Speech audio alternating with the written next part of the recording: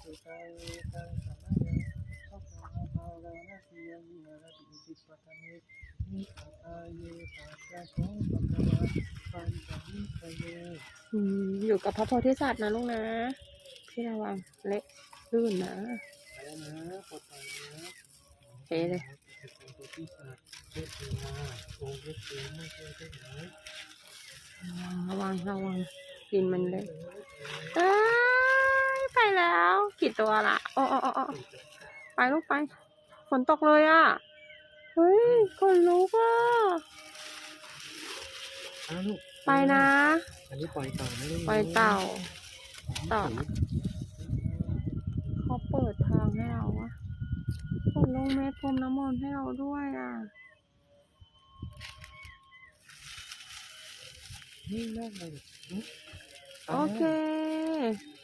อันนี้ปล่อยให้ยังเขาไม่น็อกน้ำเต่าโอเคไปแล้วนะให้เขาเดินออกมาน้องเดินออกมาให้รอดปลอดภัยนะบายบายให้ยาย ไปอายุ10,000 ปีนะอยู่กับพระโพธิสัตว์นะ